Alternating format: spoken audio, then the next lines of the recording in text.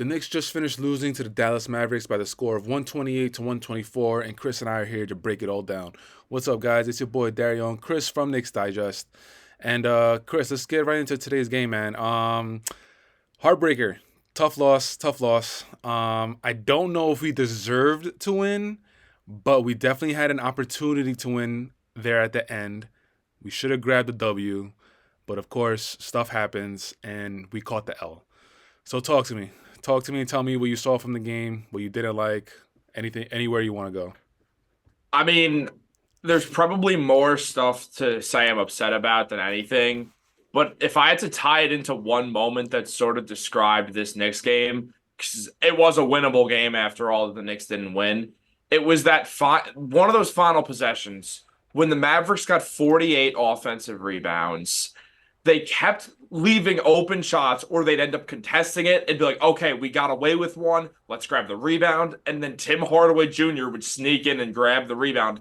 That keeps happening. They kick it out to Kyrie. I was screaming at my TV at that point when they doubled him, and there was just no one near Josh Green who's sitting on the wing. I'm like, go to Josh Green. He's going to get an open look. He's going to hit it. And then they went to Josh Green, and he got a wide open look, and they hit it because when the Knicks double people, they just leave shooters wide open. And it's suspectable for many teams who realize that and say, all right, well, let's put one of our best spot-up shooters in position to score so we can win this game. And that's exactly what happened tonight. I feel like that kind of just sums the game up, where it's like it was winnable. It feels like the Knicks were just, things were not going their way, and then they were making mistakes. Not the Yeah. greatest game in the world. Yeah, I mean, the biggest deficit, I believe, was 21, and then they brought it down all the way down to 6. So, yeah, definitely a winnable game. Of course, when we do these post-game videos, we got to talk about the two-headed monster. Did you see that nickname that's been going around, R&B? Oh, that's great. Yeah, that nickname, I like it. I like it. I hope it sticks. But let's start off with Brunson, ending the game with 30 points, shooting 10 of 22 from the field, shooting 2 of 6 from three-point, which isn't great. Going to the free throw line 9 times, converting 8 out of his 9 free throws. I feel like Brunson's game tonight was like, I think I said that. I think I said this in one of our other videos. He had like a 30-point game, and it was like a quiet 30-point game. I feel like this game was another one of those quiet 30-point games.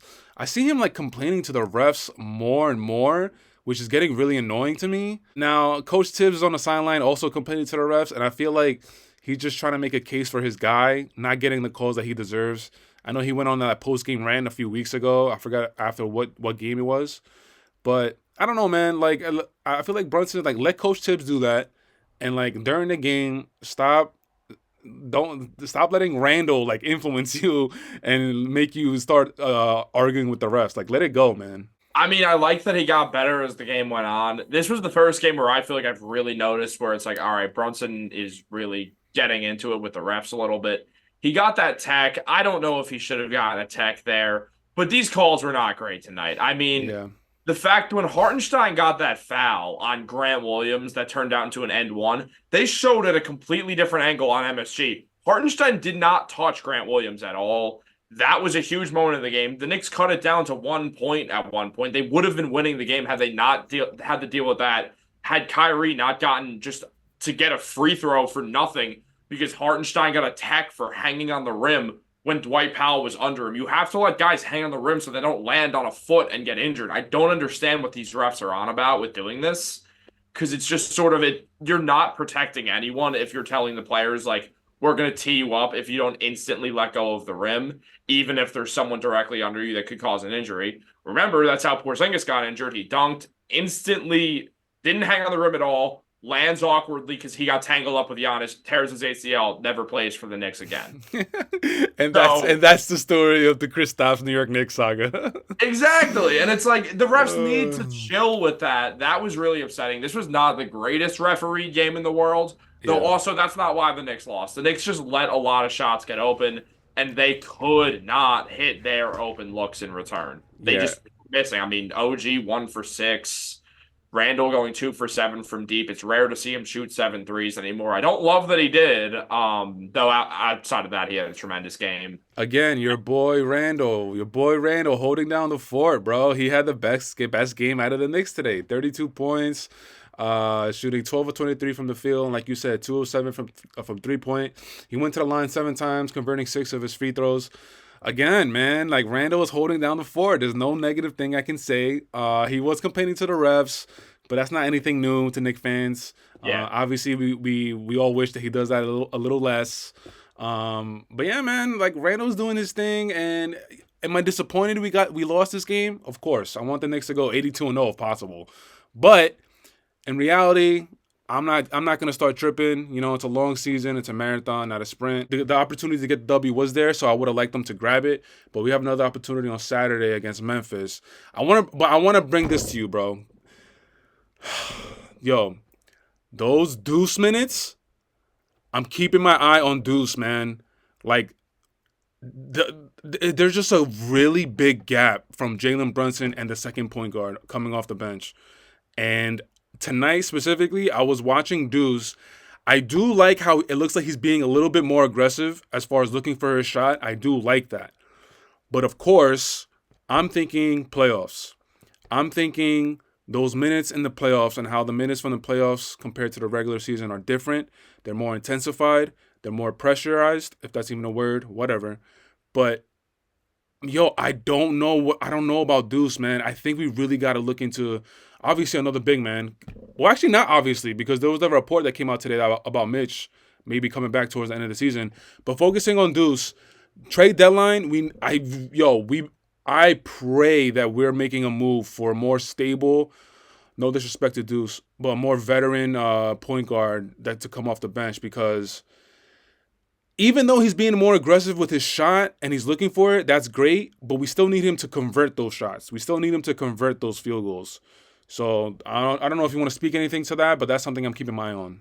No, I think we do have a video coming out on this pretty soon, or it recently came out if I'm not, I don't know which one, honestly, but there's basically a report from Tim Bontemps where he was talking with Brian Windhorst, and the idea was that just because Grimes got that 3-year, $13 million extension, that's the minutes of someone who's going to be the 10th, or that's the money of someone who's going to be a 10th or 11th man in the rotation, minutes-wise. So I really think that the Knicks are going to look to make an upgrade. You obviously had the video come out on both Jordan Clarkson and the one on Brogdon. Both of those guys could be targets. I personally love the idea of Malcolm Brogdon. I'm also biased towards guys who can shoot the ball, and Brogdon's a really good shooter. Yeah, but he's injury prone, so I don't know how I feel about that. Absolutely. That's the thing. I feel pretty similarly to about most guys, and Brogdon's kind of like the leader of this, where it's like, if we have to give up a first-round pick, I don't care if it's protected.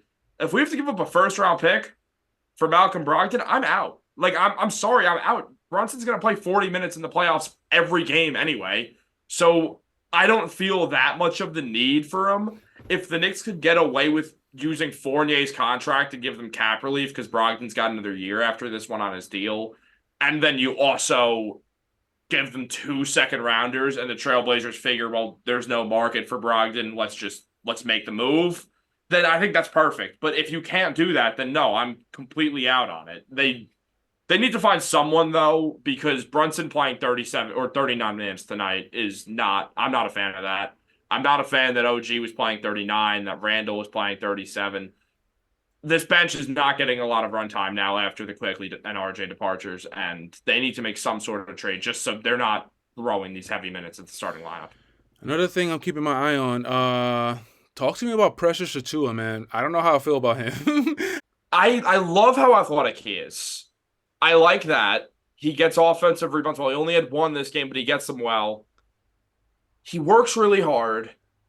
But I genuinely believe at the bottom of my heart that there is no one in the NBA who gets minutes who has a lower basketball IQ. Yo, was he a 5 with Toronto? He's a tweener. He's just a born tweener. But Jesus, man, like really, I did not expect him to be the 5. I get it. Right now we're low on bodies, of course, but like, gee, and then when he's in the game, like the only way he's getting his buckets is like either a rebound or like somebody's literally like handing him the ball in the perfect position to just go up and lay it up. I haven't really seen his ability. I haven't really seen what he's able to do. And like you just said, a lot of the things that I'm seeing is just like, yo, are you a good basketball player? I'm sorry, man. No disrespect, but like, I don't know. I don't know, man. I I'm like think God. if I had to put my finger on it, I think the Knicks are not the best team for Precious. Precious would be better in a team that runs a full court offense. Running the half court offense is definitely not going to help him. I also think that a guy who is based on his athleticism and the fact that he does have somewhat of a jump shot for NBA standards, I He has a think that jumper. I'm sorry to interrupt you, but he has a jumper. I haven't even seen him he's attempt a. shooting around 30% from three this season, a little under. I haven't seen him attempt a shot. But yo, I can't remember the last time I seen him attempt a shot. Everything has been at the rim or just getting like defensive rebounds. I mean, he's To on a be- Tibbs team. In Toronto, he was getting his chances to like actually shoot like some jump shots. And he's Mm, not going to be some world-beating stretch big. That's not exactly his game. But he is an athletic player with some semblance of a jump shot. And I think when you have both of those things, if the one thing you need to work on is your on-court awareness, that is probably something that you're best suited to like be an area of improvement for because you can't teach the athleticism that Precious has at like 6'9", true. 6'8", 6'9". Like he's so athletic and with in a pretty quick amount of time, he's become someone who is completely a non-factor when it came to shooting the ball at all. To someone who will shoot the ball if he gets the opportunity in a jump shooting situation. So I think that maybe Tibbs can fix it, like when it comes to awareness. Because if there's one thing Tibbs has proven to be good at, it's developing players' basketball IQ. I mean, look at Jimmy Butler. Like Butler was a hard worker, a really good player, and not like he didn't have no basketball IQ, but playing under Tibbs, he definitely evolved a ton as a player, and he started really becoming a much better playmaker under that coaching. So I think maybe there's a world where Precious just will learn the offense at some point and just learn the game more. He's still young, he's got time. But no, I kind of agree with you. I don't fully know how I feel about him. I don't think it'd be the worst idea for the Knicks to get a little extra depth. But also, if Mitch is going to be back by the end of the regular season, I say try the Precious experiment out. Don't try to like spend any assets to get someone better. I'm just like, it's not that I'm worried. I guess I'm just like a little surprised that seeing him in the amount of games that he's played already, I'm a little surprised that I don't really know more about him. I feel like I would have seen a little bit more of his game by now. And honestly, I just haven't. Especially tonight. Like a lot of the plays that they ran were like trying to throw alley oops to him. And I'm like, yeah, I get it. You're athletic, but you haven't shown me to have the ability to like be one of these alley oop players where you run a side out of bounds play, or like a DHO, and then you just dunking it on the rim. I'm like, I haven't even seen that from you. And yeah, man, I don't know. Again, I'm not worried, but I'm just like, what kind of player are you? I want to see how you're gonna fit into this team, and I'm getting a little frustrated about that. All right, so disappointing L tonight. Saturday we have Memphis, and John Morant just went out. He's gonna be out for the rest of the season. He had that torn labrum in his shoulder. So I'm not saying it's a guaranteed win because obviously they're NBA players, but this should be a W. So we should be able to bounce back on Saturday after taking this disappointing L. So we're going to end the video there. But before we do, we want to remind you guys to leave it in the comments. Let us know what you guys thought of tonight's game. Do you guys think that the Knicks actually came out to play? Or do you think they let one get away? We want to hear your comments. We want to hear your thoughts. But until next time, guys, we'll check you out on the next video. Peace.